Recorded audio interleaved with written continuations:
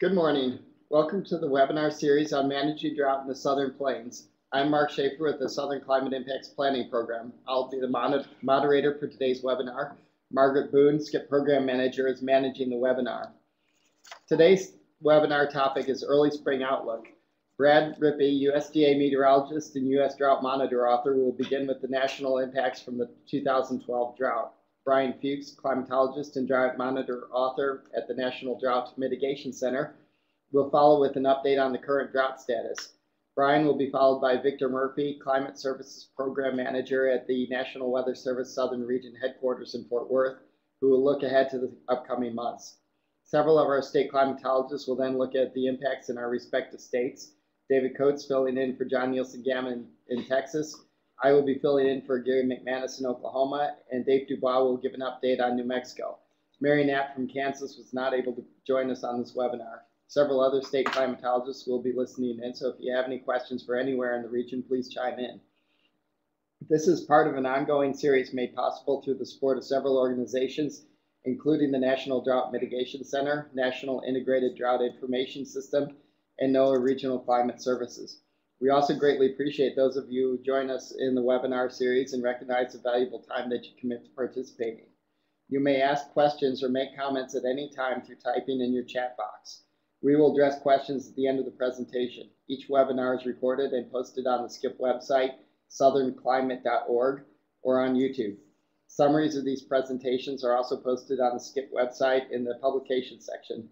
You can also friend us on Facebook or follow us on Twitter at @skip_RESA. A couple of things coming up that I'd like to draw to your attention. First, we'll have coming up is a Spring 2013 Southern Great Plains Drought Outlook and Assessment Forum. This will be held March 7th in Goodwell at the Oklahoma Panhandle Research and Extension Center. It will feature speakers from Oklahoma, Texas, Kansas, Colorado, we're working on finalizing the details, but it'll follow the many other outlooks and assessment forums that we've done over the past couple of years, led by NIDIS and NOAA. There'll be a morning session talking about the status evolution outlook, similar to what we do on these webinars, but really more in depth and looking at some of the driving factors, looking at the upcoming season. And then in the afternoon, there'll be discussions on crop and water management, water supplies, and rangeland management, featuring many of the people who are actually out there working in those areas with the issues that are affecting the region from the Texas Panhandle up across into southwest Kansas and southeast Colorado. If you are interested in participating, please contact the Panhandle Research and Extension Center in Goodwell at the number there, 580-349-5440. Or for more information, you can contact us as well at SCIP. Just email us at skip@southernclimate.org. Another event that we are working with CoCoRaHS, the national network that records precipitation measurements, precipitation, snowfall, and hail reports. We've done a field photo weekends we did back in over Labor Day, where we asked people to take pictures of the landscape. So it could be fields, trees, crops, water bodies, anything that's representative of the area in which we live. And what we're trying to do is get pictures from as many places across the country as we can at the same time, so we can see kind of how conditions vary from one place to another. We did it kind of as we were coming out of the drought in some places at the end of last summer. We're trying to get some wintertime kind of pictures, and we'll probably do this again as we get into a warmer season. So if you have a camera and are interested in participating, please go to this website, southernclimate.org/field photos, and there'll be more information. And all you have to do is take pictures. You can email them to us, and we will post them, and we'll make a website available to take a look at what everyone else has posted as well. So we hope you can join us on that. Okay, we'll now move forward into our presentations. We'll start off with Brad Rippey, who's going to take a look at the agricultural impacts of the 2012 drought and kind of what's setting up for this year. Brad? Hi, thanks, Mark. I'm going to try to breeze through this pretty quickly, not take time away from anybody else.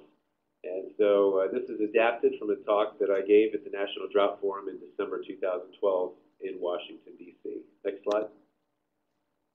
I'm going to spend just a moment on this and talk about the evolution of the massive drought that continues to plague more than half of the country. A big seed was the La Nina aspect, winter of 2010-11, and you can see how Texas and surrounding areas were hammered by that drought. And then, of course, we had the year without a winter in 2011-12, strong jet stream across the North Atlantic, not much cold air, not much moisture. Then an untimely North Atlantic block developed around Memorial Day 2012, lasted into early August, and effectively locked in a hot, dry pattern. Since then, I think Brian will talk about that next, so I will skip on to the next slide.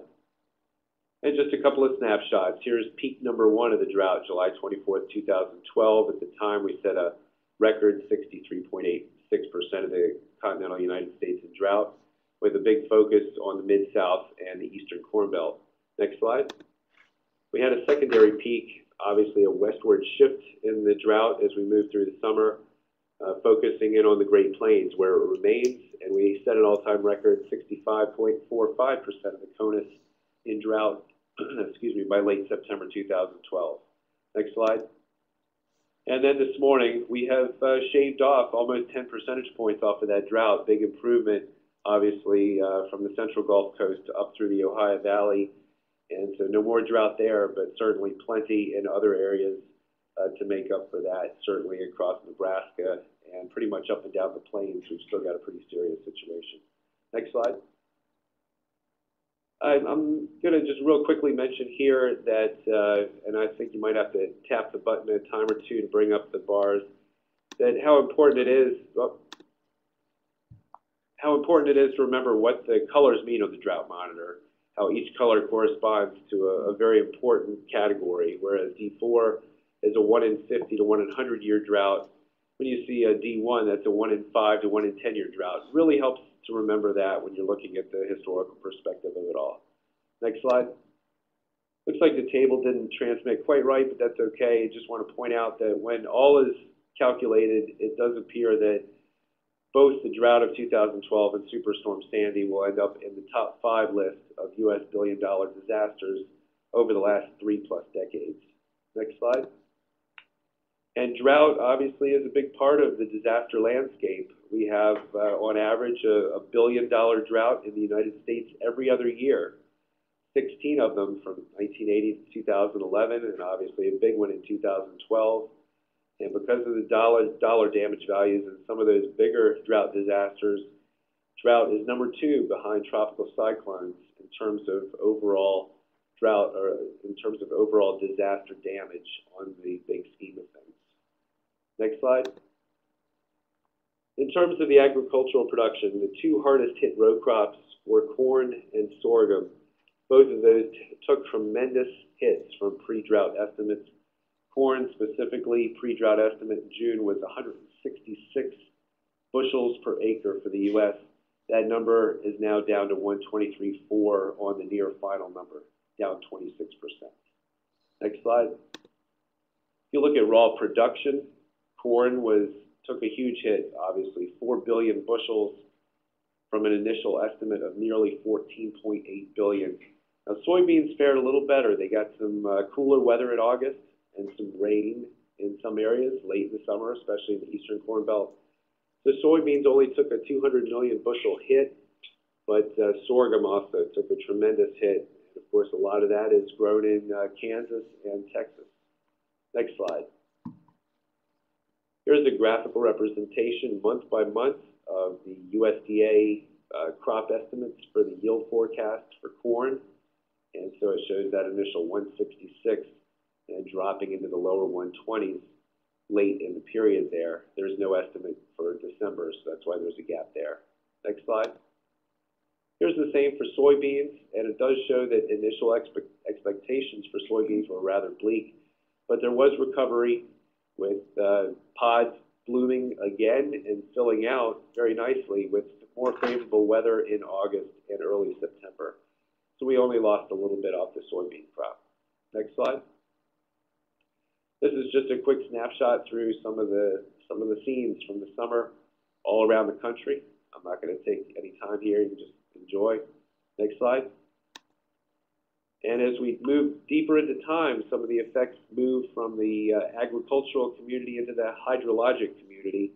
And so we start seeing lakes, stockwater ponds, and so forth drying up with increasing frequency as this drought drags on. Next slide.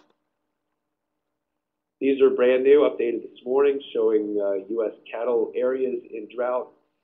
67% of the U.S. cattle inventory currently in drought, and that happens to be the 32nd consecutive week that at least 2/3 of the domestic cattle inventory has been in drought, going all the way back to July 10th, 2012. Next slide. And there's the, there's the week-by-week representation of that, showing the duration of this historic drought going back into the late spring, early summer of 2012. Next slide. Same thing, but for winter wheat this time, and 59% of the winter wheat production area is currently in drought. And it also, of course, incorporates virtually the entire hard red winter wheat belt, except for some of the northernmost acreage in Montana and North Dakota, which is a very minor state. Next slide. And speaking of winter wheat, this was the last national condition slide or information that we had for November 25th, showing the devastation in the early part of the season from South Dakota to Texas. Next slide, showing that is the lowest U.S. winter wheat. And this is all winter wheat, so this is really being dragged down by the hard red part of the winter wheat crop. Lowest winter wheat condition on record, and this goes back to 1995. Records of this type go back a little bit further than that, into the late 80s. So lowest winter wheat condition on record as we headed into dormancy in the fall of 2012. Next slide. And the very latest conditions cobbled together from some of the state reports, showing even worsening conditions as we've headed through the winter in states like Oklahoma, Kansas, Nebraska, and South Dakota.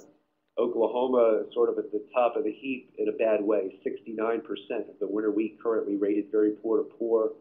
66% in South Dakota, half the crop in Nebraska, 39% in Kansas. You can see how Montana is doing better up in the far north. And the soft red winter wheat is doing well, with Illinois thrown in there as a representation. And as we head very quickly towards spring here, we continue to see very serious rangeland and pasture condition problems across places like Kansas, 85% very poor to poor, Oklahoma, 82%. Next slide. Big question about how much winter wheat abandonment we'll have in the spring of 2013. These tend to be at the middle to tail end of La Nina-driven droughts, and you might argue that this could be the tail end of the 2-year La Nina here, even though we're pretty far removed from any La Nina impacts. Last time we had a huge abandonment was 2002, and there's some speculation that we could see abandonment at least a quarter of the crop in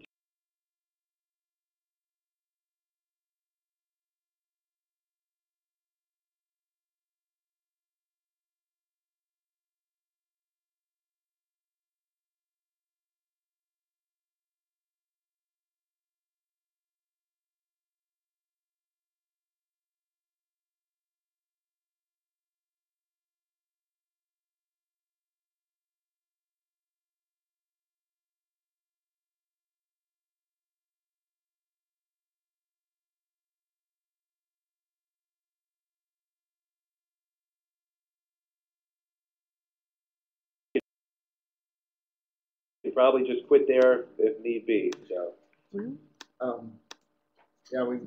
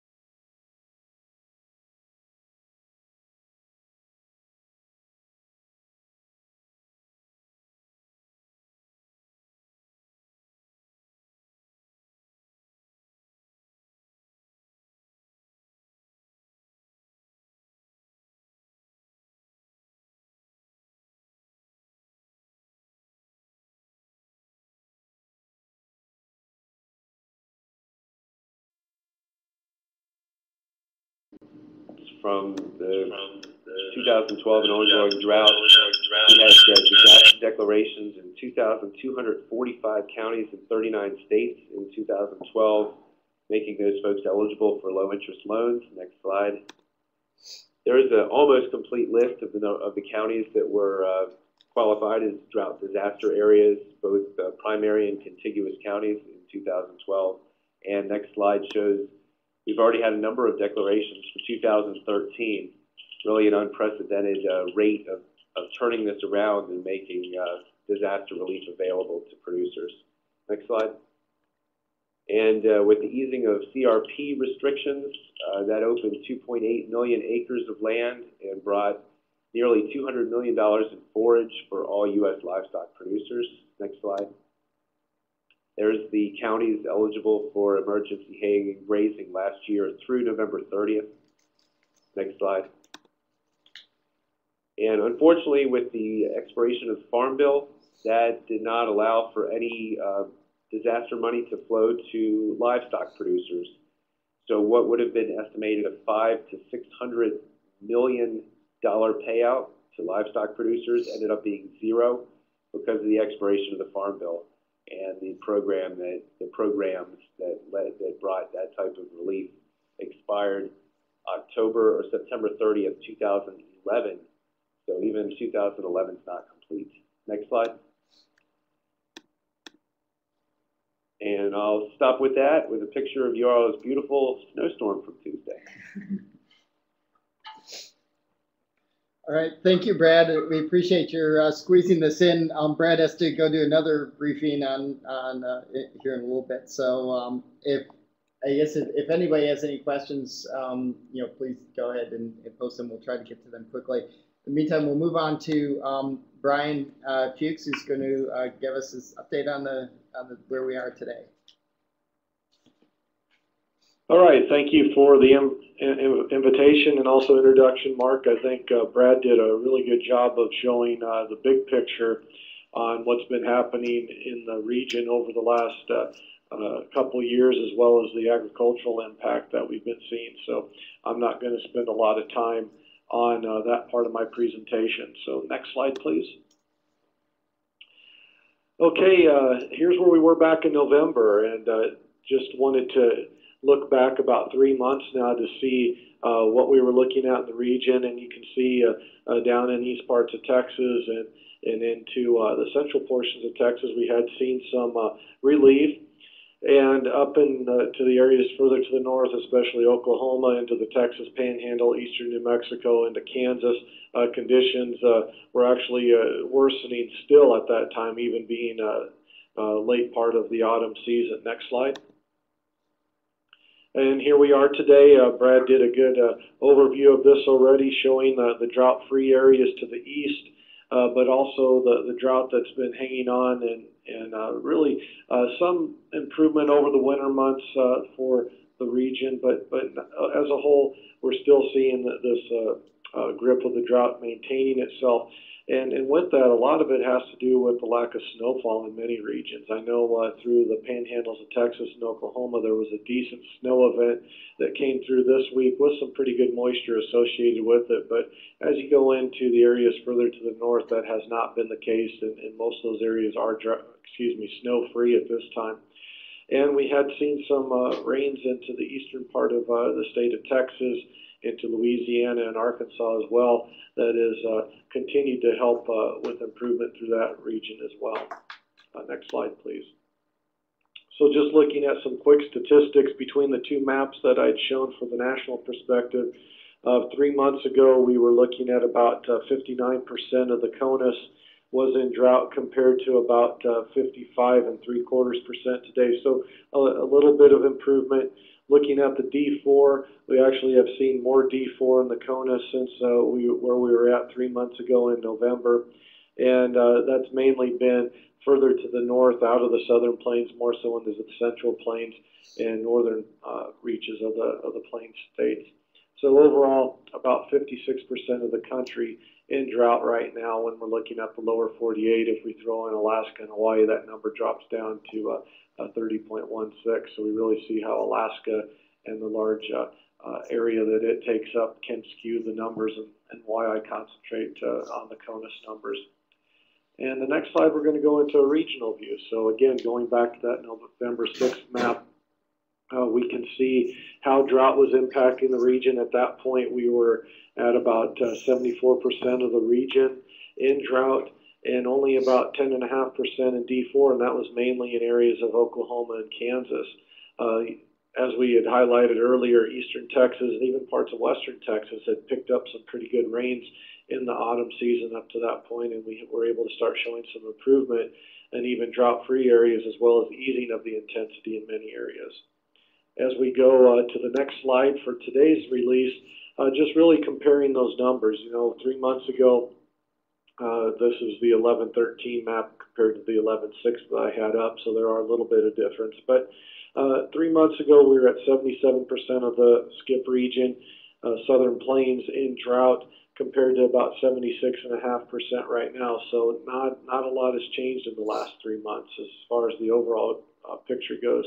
And actually, when you start looking at the D3 and D4 numbers, we've seen some worsening over the last 3 months. Really not good as far as anticipating how we're going to perceive this drought moving forward, because of the lingering issues worsening over the winter months, which for the region as a whole, we're not really anticipating that for most winters, even though it is a dry time of year for many locations.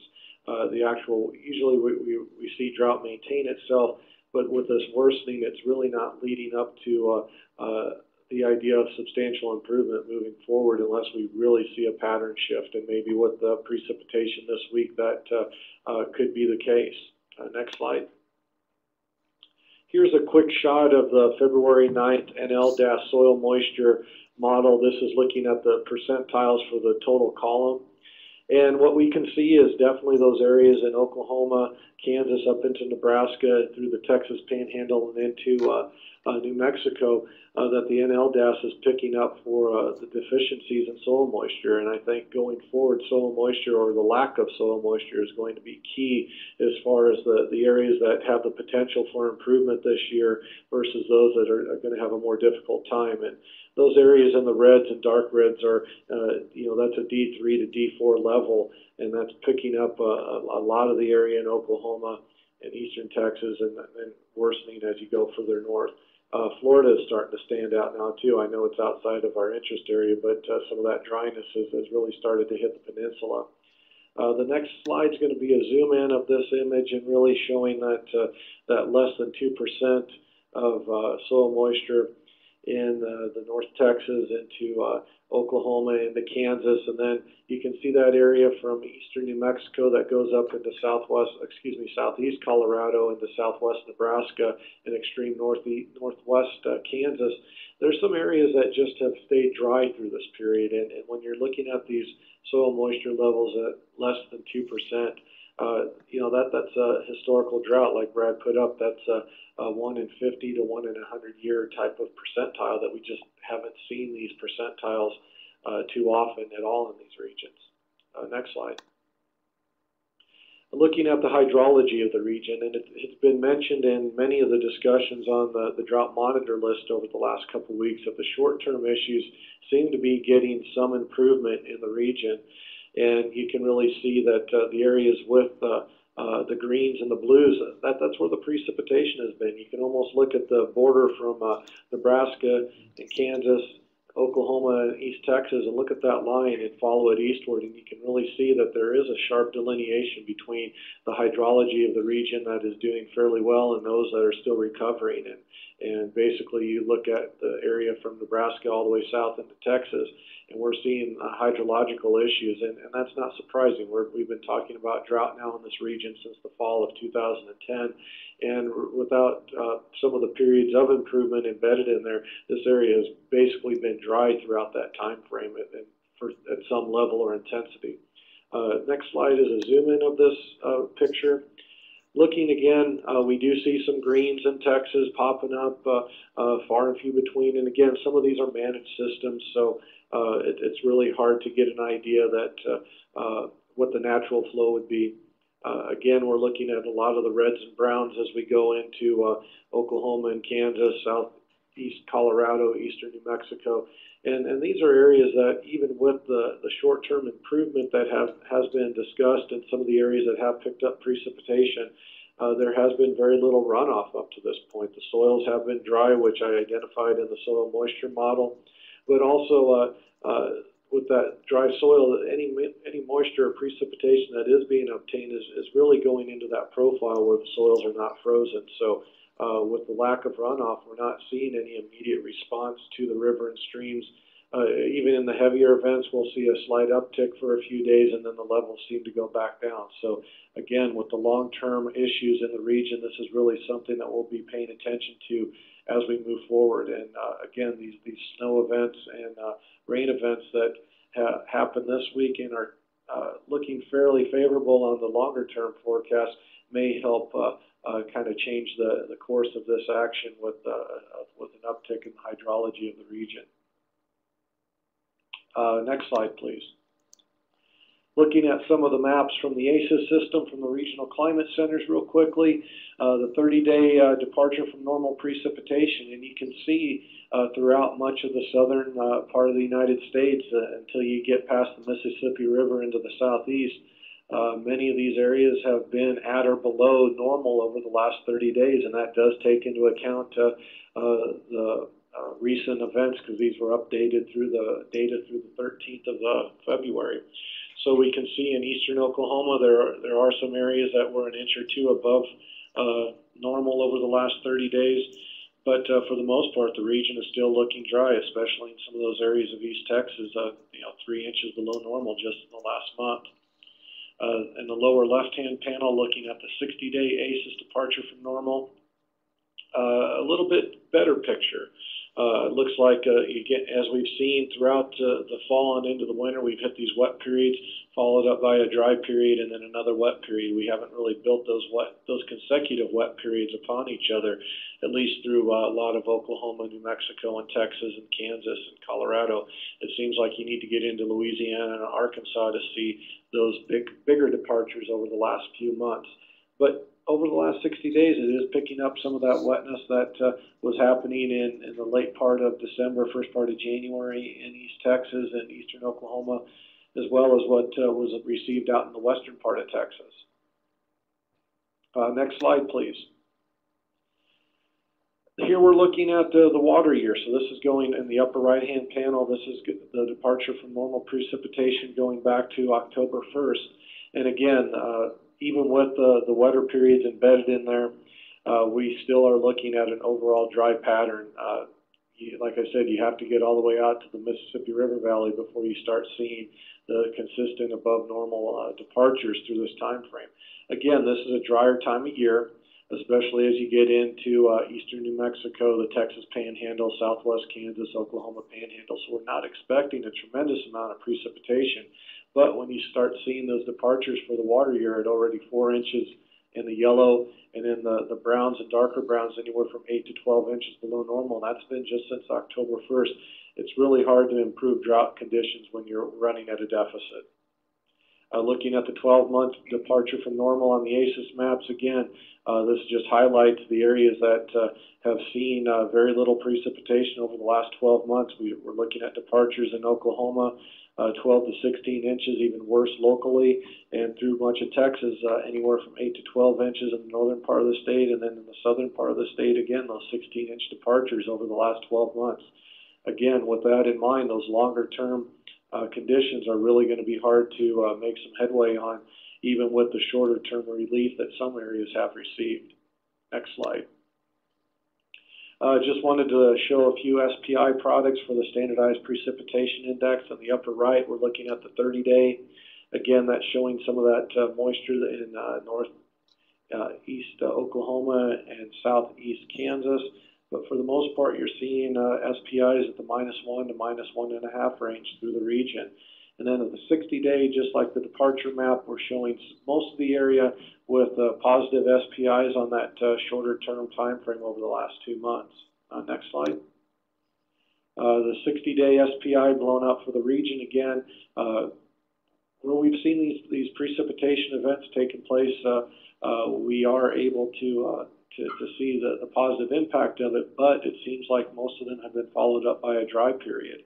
Looking at the water year SPI for the region down in the lower left-hand corner, that's really showing that for the most part, since the 1st of October, most of the SPIs have been running in the negative level. And when you standardize this throughout the precipitation curves of the region, again, that just solidifies the fact that it's very hard to make any headway on the drought situation moving forward. And I think, is that it? Yep, my contact information again, I'm Brian Fuchs at the National Drought Mitigation Center. My email and phone number if you'd like to contact me. Thank you. Thank you, Brian. We're going to move on to Victor after all this looking back at the bad news about where we are. Victor's going to bring us great news, I bet here. All right, Victor? Yeah, unfortunately, Mark, I don't think the news is quite as good as you let on there. Next slide, please. So I'm going to do a quick outlook, looking ahead forward through the springtime, March, April, May timeframe. And before we go into that, just basically, how important is spring rainfall in general across this part of the country? Less important for New Mexico, as we'll see their peak rainfall or peak precipitation time period is pretty much August, September, October. However, as we move into the springtime, we'll see that having normal precip or even above normal precip to get out of this drought is going to be extremely critical for Texas and Oklahoma especially. Next slide. Here's the average rainfall for New Mexico, average precip for New Mexico. It's those red bars. You can see from March, April, even into May, average rainfall or average precip in New Mexico is under 1 inch. You can see the big peak there is actually July, August, September. So the latter part of the summer, with the summer monsoon into September, we get some decaying tropical systems coming out of the Pacific Ocean, perhaps. So as bad off as New Mexico is, I think the last I checked, the statewide average level for all the reservoirs is like 20%, which is horrible. But the odds of seeing, significant rainfall in March, April, May are pretty slim, as we see here from the average or the normal rainfall, normal precip. Next slide. Now, as we move to New Oklahoma, you can see a different story. You can see the big ramp up there from February into March. Looking once again at those red bar graphs, you can see the average precip statewide for February is about almost 2 inches, whereas for March it jumps up to about 3 inches. So that's about a 3%, about a 50% increase there in average precip from February into March. As you go in April and May, it actually increases more and more. So gaining normal precip in Oklahoma in the spring will be significant, is significant as far as helping alleviate drought and or improve the drought. Next slide, please.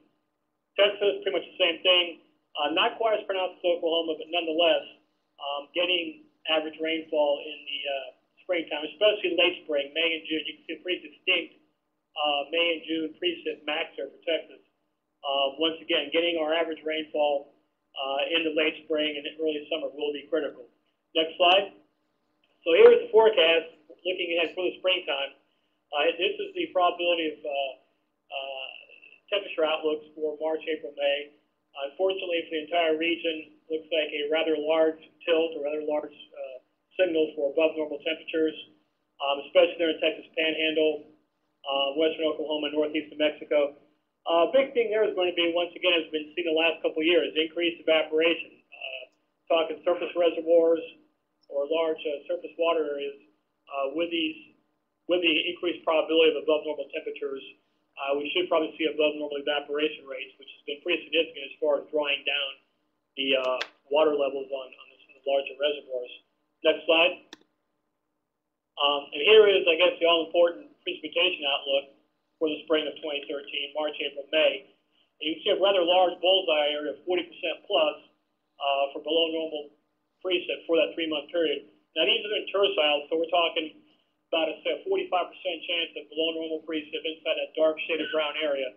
45% chance of below normal precip, about a one-third probability of near normal, but only about a 22% chance of above normal. So it looks like odds are tilted sort of 2 to 1 in favor of us being more likely than not to be below normal as opposed to above normal. So if you're in Las Vegas, say playing roulette or something, odds are 2 to 1 The way it's looking right now, more likely that we'll be below normal as opposed to above normal precip-wise for just about the entire state of New Mexico, almost all of Oklahoma, and pretty much all of Texas. So that is rather grim news. And as I pointed out earlier, for Oklahoma and Texas, it really is significant because this is moving into the wetter time of the year. Next slide. And to sort of add a more sort of an official imprimatur to this, here's the CPC, Climate Prediction Center, drought outlook, which verifies at the end of April, 3 months from now. This was released last week. You can see pretty much all of Oklahoma is already in drought, forecast to stay in drought. Same thing for Texas. In fact, a few portions of Texas are actually forecast to have drought develop. That's yellow areas. And New Mexico is pretty much the same thing, although there is perhaps some hope for maybe some minimal improvement over the northwest quarter of the state. Next slide. So in summary, chances for significant drought relief in Texas, Oklahoma, and New Mexico is minimal through the end of May or the end of spring. May and June timeframe is of extreme criticality for Texas and Oklahoma, basically the wettest time of the year. If we're going to get relief, that's more likely than not when it's going to happen. If we don't get our normal rainfall that time of year, it just puts us deeper in the hole. For New Mexico, the forecast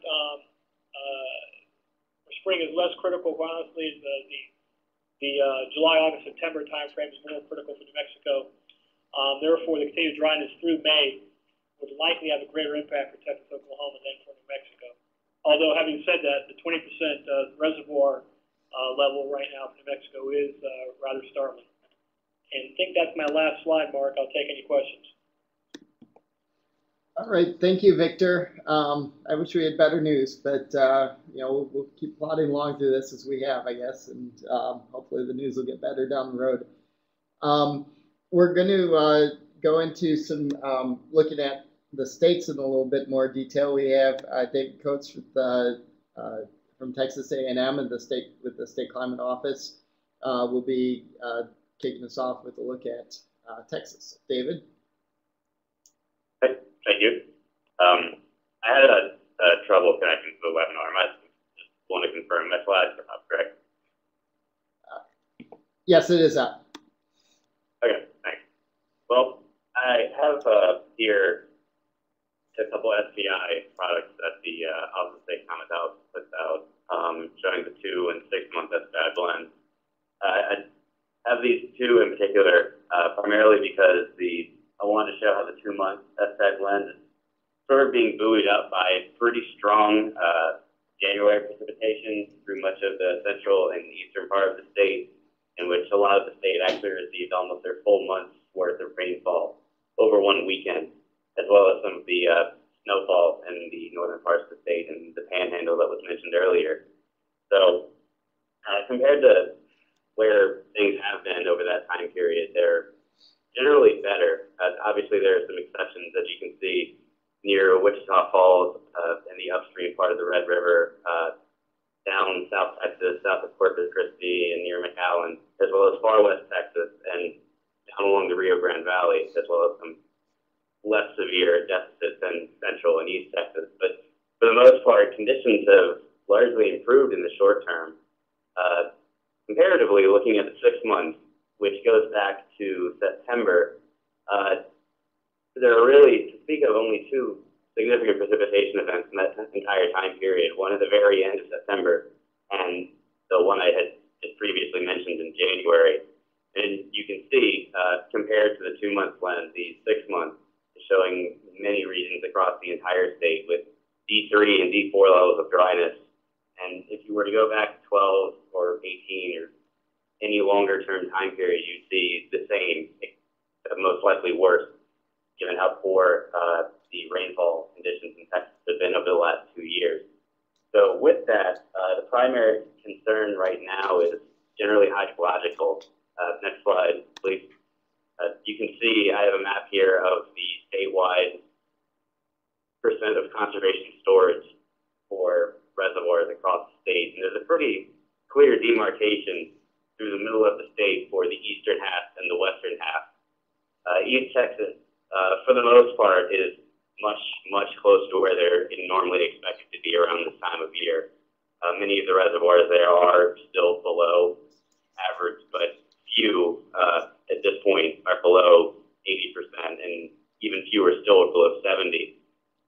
tell if you were to travel out west, you see a lot of reservoirs very, very low at this point.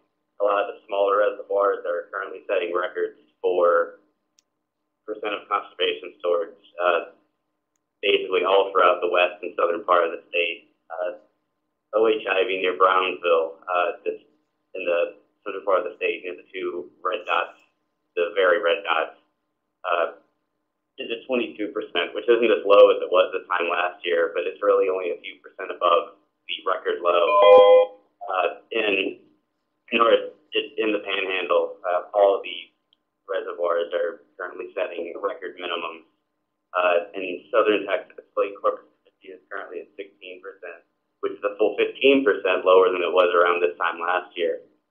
Lake Buchanan in central Texas near Austin is at 42%, which is at record low. And I think one of the most telling parts of how the drought has progressed in this part and throughout the state is near Wichita Falls, the region that was experiencing the worst 2-month deficits as well as 6 months. Their entire water planning region, which includes, I believe, 6 or 7 reservoirs, is 11% below their previous record as a whole, with their largest reservoirs no better than 40%, which are themselves record lows. So next slide. If you put all of this together, you can see the state as it stands now is the lowest it has been in terms of percent of conservation storage since this record has been started in 1990. Compared to last year, you can see 2013 is the dark blue with the diamond dot. Even though we started out significantly, about 5 to 10% better than we did last year, we haven't seen, aside from the January precipitation, any of the rainfall that last year did. And so by now, our reservoir storage has, in a sense, caught up with the deficits that we saw and even surpassed it. So the current statistic is 66.9%, and conceivably, unless there's some significant rainfall heading into the next few months, it's likely that that is going to continue where it is and continue to set records consistently. And as Victor had mentioned previously, that doesn't appear to be doesn't appear to be unrealistic of an outlook at this point. And that's all I had. Thanks. All right, thank you, David. That was kind of shows that this rainfall you've been getting there is. Thank you, David. It kind of shows that this rainfall that you've been getting has been a bit of some relief in short term, but still have those long term issues hanging on there. Pretty much a similar story here in Oklahoma. You know, maybe not as much rain as you've gotten, but I'm covering for Gary McManus on this, so we'll kind of take a look at Oklahoma here. This is a comparison since the beginning of the water year back in October 1st, and we can see that, as Brian had mentioned, drought, the extreme and exceptional drought has actually increased across the state. This is a time of year that normally we see some improvement as the evaporative demands are lessened or even non-existent to a large extent, and it gives the hydrologic system a chance to recover. But that has not really happened this year. We've actually had an expansion of the most severe drought conditions. Looking at this was for the percentage normal, looking at the water year, and we see we're at the 7th driest water year on record, pretty much statewide. Some improvement out in the far western panhandle has actually had a pretty good fall and winter, but most of the state has been pretty dry. And as we compare that now since January, you can see a much more of a wet pattern across the state. Again, this is driven by 1 or 2 events, really, not steady across the whole time, but we are at the driest time of year, so it's kind of easy to hit those percentages sometimes. But a couple of things to point out is that that pattern is kind of reversed in the panhandle, where Cimarron County now has been drier and the central part of the panhandle is wetter. And then but that's good for the winter wheat that's been growing around Guyman area. And then north central Oklahoma has been dry on both scales, and there's some really developing water issues up in that area too. Next slide. Looking at our soil moisture, that kind of corresponds with this. This is the kind of the near surface. You can see two areas along the north central part of the state, and then the southwest corner where the irrigation district for cotton is. But a lot of the soil moisture towards the top part is recovered pretty well. This is a product by the Arkansas Basin River Forecast Center. In Tulsa, and they have a model that shows soil moisture in different zones, kind of the upper part and the lower part. The lower part related more towards the hydrology. And you can see this big difference where there's a lot more green, a lot closer to normal or even above normal near the surface. But deep down, it's still very, very dry. And that's why when we get these rain events or snow events, it'll filter in. It's going to take a long time to recharge that soil column. It's going to take a long time for the stock ponds to refill and so forth, and then before you finally start seeing runoff into the reservoir. So this is a great product, I think, for kind of monitoring how this potential for recovery is going. Eastern Oklahoma is faring a little bit better, and you can see those improvements in Arkansas compared to where they were a year ago. These are kind of where our reservoirs are around the state. Three major basins: the Arkansas Basin, kind of northern part of the state, Canadian through the central part, and the Red River Basin through the southern part of the state. And the blues show areas where you really aren't many concerns. The reservoirs are pretty full. The reds show the drier areas. You can see the Canadian and Red River, so the southern 2/3 of the state, are the areas that are really having troubles, continuing to struggle. That Pine Creek Reservoir at the bottom of the list there was down to 18% of capacity in beginning of January, but it is completely filled now in February. It's a small reservoir, but it's very important to some industry down there. And so they got another rescue just like a year ago, just in time. But most of the areas, if not really, the reservoirs really have not recovered, except maybe some along the Arkansas Basin have done a little bit better. Okay, and here's looking at some of the individual areas around the state. 4 reservoirs, comparable magnitude. 10 killer is a bit bigger than the other 3, but the others are pretty much comparable size.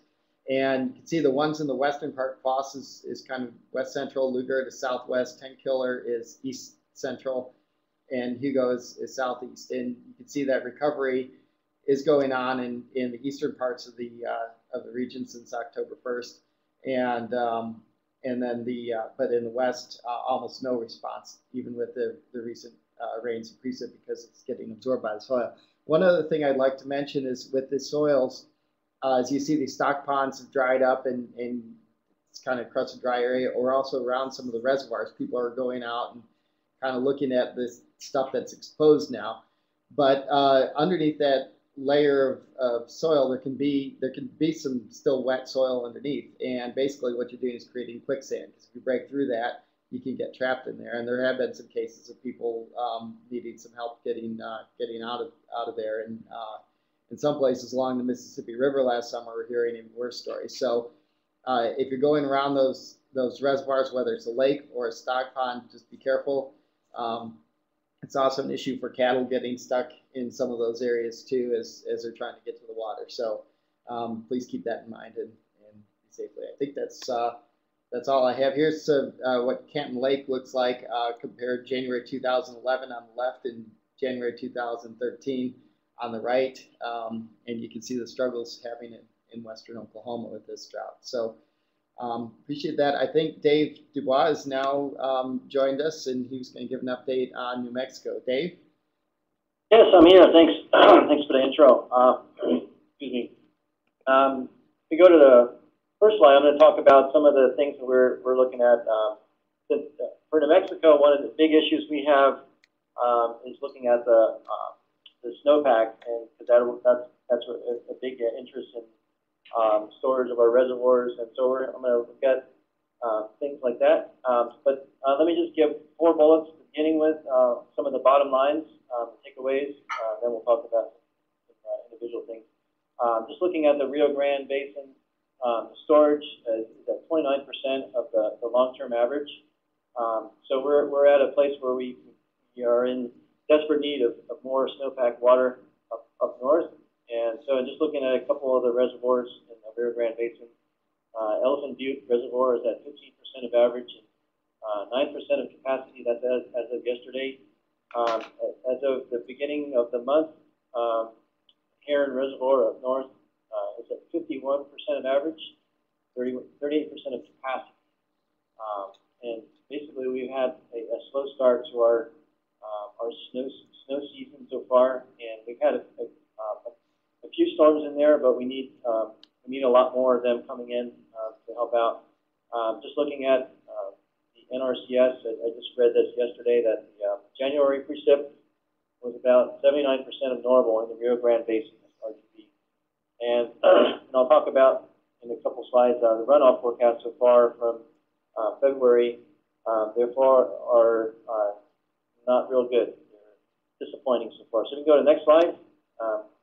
This is a photo. I like to see pictures sometimes. This is Ed Velasco from a couple months ago, actually, and I'll try to get a picture next time I go by there. But this picture of Elephant Butte, the dam. As of yesterday, the current storage was 193,480 acre feet, and there's a capacity. And we have an inflow that around 400 cubic feet per second. So you can see definitely the impacts of the drought on our water supply, just visual looking at the dam. So next slide, please. Okay, here's two maps of snow water equivalent. I just wanted to show the whole western U.S. and but basically on the left is the snow water equivalent at the start of 2013. That's January 13th of this year. And on the right is yesterday's snow water equivalent. As both of these are percent of the 30-year median. And just to compare where we were a couple months ago and where we are now, a month and a half. So you can see we started off the year. There's in terms of just looking at the colors over on the left. We're in the oranges, which is in the 50 to 69% or so. And then as we go toward more recently, you can see that our percentages going down to lower in the red, in the Gila, and then yellow and orange. A lot of it were less than 69% of our long-term average, which is so we have a ways to go before we see some a good snowpack. Just recently, the over on the very far southwestern Colorado, snow water equivalent I think was 90% based off, and that was mainly a jump from this last storm. So which is good news for that part of the Colorado Mountains, but we still have a ways to go in our neck of the woods, the upper Rio Grande Basin. So next slide, please. This is just a MODIS image from yesterday morning, just to show the extent and the reflective bands in MODIS. See the white shows up as snow, and I picked about 16 snowtail sites. You can see those little snowflakes, and then we'll look at those as an aggregate of where we are in the snow water equivalent for this year. So go to the next slide, which will show the time trace. This is from those snowtail sites in the previous slide. The green is their current 2013, the water year snow water equivalent, and then the smoother blue line is the 81 to 2010 average, and then the red line is the last year's. So you can see, where we started off, a slow start. We didn't have much until late into October, really actually November. And then we've had a few good storms, but we're still below the 81 2010 average, and just lagging also behind the 2012. So, but we're just to look eyeballing it, we're closing the gap a little bit, which is maybe hopefully a sign of things to come. But we'll see. So next slide, please. Yeah, and then looking at the Streamflow forecast, this is as of February 1st of this year. Grab this off of NRCS website, and just to see in terms of the, up north in the northern part of the country, in the west, it's pretty good. They're near, right about the middle, 100% but if you go further south, where we are in New Mexico and southern Colorado, we're down in the 25 to 50%, and then that's the red. And then the yellow is 70 to 89% in terms of the Streamflow forecast for spring and summer. So this is not surprising. You know, we've been looking at this for a while now. First, looking at it from January. So just over that table on the bottom left, showing these points higher up in the Rio Grande, Atoe, 53% of average forecast of Streamflow down the Rio Grande, and then going into Elephant Butte is 39%, and this is at the 50% confidence level, and then going up a little backwards, but going up north into El Vado is 60%, and then going on to the Pecos Basin, the Pecos River going into Santa Rosa Lake is forecasted at 36% of average. So not a lot of good news. I was at the Elephant Butte Irrigation District meeting yesterday, and Phil King gave a presentation on the what he thinks is the forecast for the allotment for this coming season, and he was predicting between 4 to 6 inches for this coming year. I didn't get a chance to contact the Carlsbad Irrigation District, but I would expect them to be as worse or even worse.